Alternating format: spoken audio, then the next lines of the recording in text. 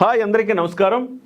మోహన్ బాబు యూనివర్సిటీలో అక్రమాలు జరిగాయి. దాదాపు 26 కోట్ల రూపాయలు అదనంగా అప్పనంగా మోహన్ బాబు యూనివర్సిటీ బొక్కేసింది. ఇది ప్రధానమైన ఆరోపణ. ఉన్నత విద్యామండలి ఈ ఆరోపణ చేసింది. ఈ ఆరోపణ చేయడం కాకుండా సంచలనమైన నిర్ణయాలు తీసుకుంది. మోహన్ బాబు యూనివర్సిటీని రద్దు చేయాలి గుర్తింపుని.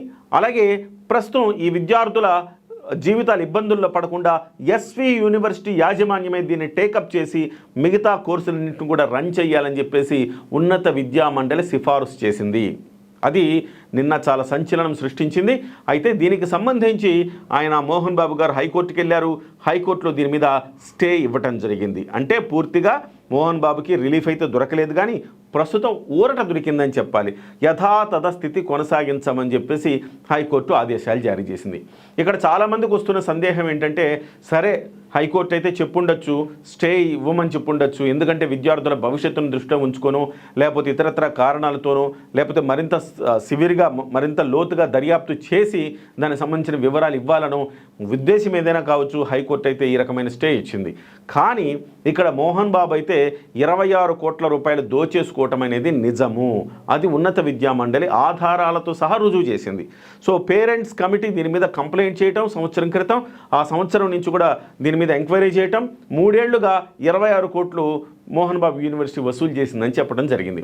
అంటే ఈ 26 కోట్లేనా, లేకపోతే మోహన్ బాబు స్కూల్లో కూడా ఇలాంటి దందాలు జరుగుతూ ఉన్నాయా, లేకపోతే ఈ యూనివర్సిటీ పరిధిలో లేని మోహన్ బాబు వ్యాపారాల్లో, విద్యా వ్యాపారాల్లో ఎలాంటి దందాలు జరుగుతూ ఉన్నాయి, ఇవన్నీ కూడా నిగ్గు తేల్చాల్సిన అవసరం ఉంది. సో ఇవాళ ఈ డబ్బంతా ఎక్కడికి వెళ్ళిందంటే, మనకి మంచు మనోజ్ చేసిన ఆరోపణలు మనకు గుర్తుకు రాక మానవు. మంచు మనోజ్ గారు గతంలో ఆరోపణలు చేశారు. మోహన్ బాబు యూనివర్సిటీలో అక్రమాలు జరుగుతున్నాయి, అన్యాయాలు జరుగుతున్నాయి, ప్రశ్నించినందుకే నన్ను బయట గెంటేశారు. ఇవాళ నేను అది అక్కడ జరుగుతున్న అక్రమాలను ప్రశ్నించినందుకే నేను కుటుంబానికి దూరం అయ్యానని చెప్పారు. సో ఆయన చేసిన ఆరోపణలు కానీ, ఇవాళ ఉన్నత విద్యామండలి చెప్పింది కానీ, ఇవన్నీ కూడా పోల్చుకుంటే ఖచ్చితంగా అక్కడ డెఫినెట్గా విద్యార్థులను అయితే మోసం చేస్తున్నారని చెప్పింది. మోహన్ బాబు ఒకవైపు ఏమో శుద్ధపూస కబుర్లు చెప్తాడు. నేను 25% మందికి ఉచితంగా విద్యను అందిస్తున్నాను, నేను మహానుభావుణ్ణి, నేను చాలా గొప్పోణ్ణి, నేను విద్యాదానం చేస్తున్నానని చెప్పేసి ఇవాళ కోట్ల రూపాయలు బుక్కినట్టుగా ఇవాళ మోహన్ బాబు యూనివర్సిటీలో అక్రమాలు బయటకు వచ్చాయి. అయితే ఇక్కడ మనం మాట్లాడుకోవాల్సింది ఏంటంటే, మంచు మనోజ్ చెప్పినట్టుగా ఈ డబ్బులన్నీ ఎక్కడికి వెళ్ళినాయి, ఎందుకు ఇంత ముక్కుపిండి వసూలు చేయాల్సి వచ్చింది, ఎక్కడ పెట్టారంటే ఇవన్నీ మేము కన్నప్ప దగ్గర పెట్టాము అని చెప్తున్నారు. సో ఒక రకంగా చెప్పాలంటే ఇవి అంటే మంచు మనోజ్ చెప్పిన మాటలు నేను చెప్తున్నా. ఒక రకంగా చెప్పడం ఏంటంటే, అప్పుడెప్పుడు మోహన్ బాబు కూడా చెప్పచ్చు, నేను రామదాస్ లాగా సో ఇవన్నీ సీతమ్మకు అంటే ప్రభుత్వ ఖజానా నుంచి తీసి సీతమ్మకు రామయ్యకు బంగారు నగులు చేయించానని చెప్పి అప్పుడెప్పుడో రామదాస్ చెప్పినట్టుగా ఇవాళ కూడా మోహన్ బాబు అంటున్నాడు, నేను కన్నప్పకే పెట్టిన ఆ శివయ్య కోసమే ఇలా చేశానని చెప్పే అవకాశం కూడా కనబడుతుంది. ఏదేమైనా భక్త కన్నప్ప ఇవాళ ఈ పిల్లల ముక్కుపిండి వసూలు చేసిన డబ్బులతో భక్త కన్నప్ప సినిమా తీశారా అన్న సందేహాలకైతే ఇవాళ బీజాలు పడుతున్నాయి. ఇవన్నింటిని కూడా ఎంక్వైరీ చేయాలి.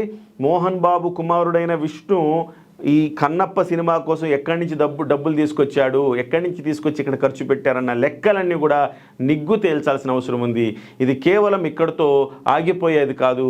మోహన్ బాబు ఎక్కడి నుంచి తెచ్చే డబ్బులు, మంచు విష్ణు ఎక్కడి నుంచి డబ్బులు తెచ్చాడు, సో విద్యార్థులకి ఈ 3 ఏళ్లే కాకుండా గతంలో కూడా ఎంత వసూలు చేశారు విద్యార్థుల నుంచి, అలాగే స్కూళ్ళలో పిల్లల పట్ల ఎట్లా వ్యవహరిస్తున్నారు, వాళ్ళని ఎట్లా వాళ్ళ దగ్గర నుంచి డబ్బు దోచుకుంటున్నారు, అన్ని వ్యవహారాలు కూడా ఇవాళ నిగ్గు తేల్చాల్సిన అవసరం ఉంది.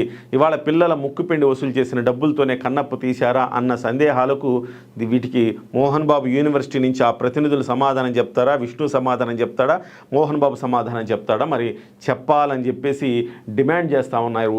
ఏపీ పేరెంట్స్ అసోసియేషన్ ఇవాళ ఆ మేరకు డిమాండ్ చేస్తూ ఉంది.